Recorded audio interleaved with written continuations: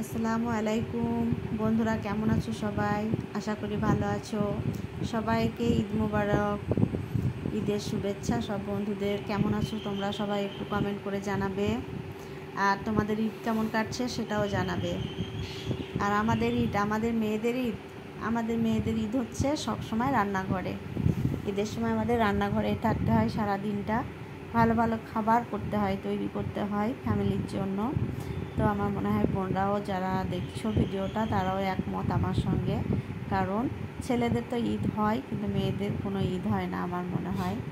এই ঘরে বসে রান্নাঘরে আমাদের কাটাতে হয়, আর ভালো ভালো রান্না করে পরিবারের মুখে দিতে হয়, তাই না? ঠিক বলেছি তো? তার জন্য পরিবারদের জন্য, আমার ফ্যামিলির জন্য আমি রান্না করছি। কিছু কিছু রেসিপি আমি তৈরি করেছি, অনেক কিছুই তৈরি করেছিলাম, কিন্তু সবগুলো আমি দেখাতে পারিনি। সব ভিডিও করতে গেলে হয়তো আমার অনেক লেট হয়ে যেত। তো এমনিতেই লেট হয়ে গেছিলো যেতে আমি ভিডিও করলাম, তো এই জন্য অনেক লেট হয়েছে। তো তবুও কিছুটা তোমাদের জন্য রেডি করেছি। তো ভিডিওটা কেমন লাগছে তোমাদের একটু কমেন্ট করে জানাবে। আর তোমাদের ঈদে কী কী তৈরি করো সেটাও আমাকে জানাবে কমেন্ট করে। সবাই তো একরকম রেসিপি তৈরি করে না, রান্না হয় না সবার বাড়িতে। তো আমার বাড়িতে কিন্তু, আমাদের ইন্ডিয়াতে কিন্তু এইসব খাবারগুলোই বেশি হয়। বাংলাদেশের কিছু বন্ধুদের কাছে শুনেছিলাম অনেক অনেক পিঠা তৈরি করে, কিন্তু আমাদের এখানে পিঠেগুলো হয় না। তো আমাদের এখানে পায়েস, সিমাই, ঘুগনি, মাংস, বিরিয়ানি এসবগুলো হয়। তো আমি সেম এইগুলোই করেছি। তো অনেক সুন্দর হয়েছিল আমার পায়েসটা। তোমরা দেখো আমি কীভাবে তৈরি করছি। তো এই পায়েসের মধ্যে আমি কিছুটা গোটা নারকেল কেটে কেটে কিন্তু দিয়েছিলাম। আমাকে কিন্তু গোটা নারকেলটা কেটে দিলে অনেক ভালো লাগে খেতে, তাই দিয়েছিলাম। তো দেখতে পাচ্ছ কত সুন্দর করে রান্না করছি। তোমরা এইভাবে রান্না করো।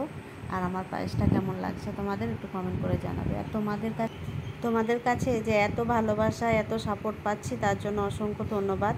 যারা আমার চ্যানেলটিকে সাবস্ক্রাইব করে পাশে আছো তাদেরকে অসংখ্য অসংখ্য ধন্যবাদ। আর যারা এখনও চ্যানেলটিকে সাবস্ক্রাইব করোনি তাদেরকে বলবো একটু সাবস্ক্রাইব করে পাশে থেকো বন্ধুরা।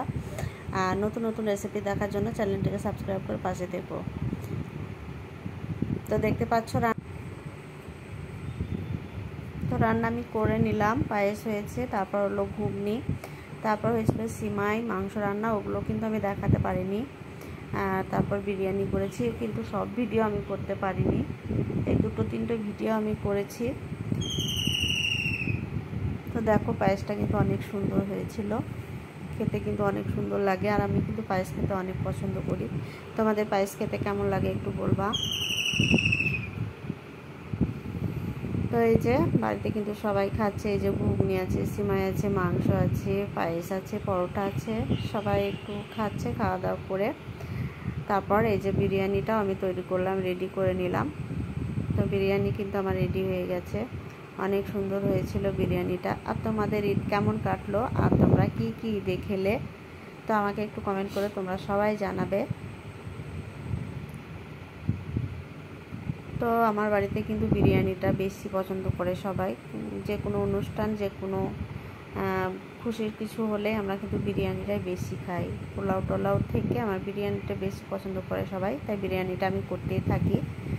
তো অনেক সুন্দর হয়েছিল আজকেকার বিরিয়ানিটা। তোমাদের কেমন লাগলো ভিডিওটা কমেন্ট করে জানাবে। ভালো থেকো, সুস্থ থেকো, আল্লাহ হাফেজ।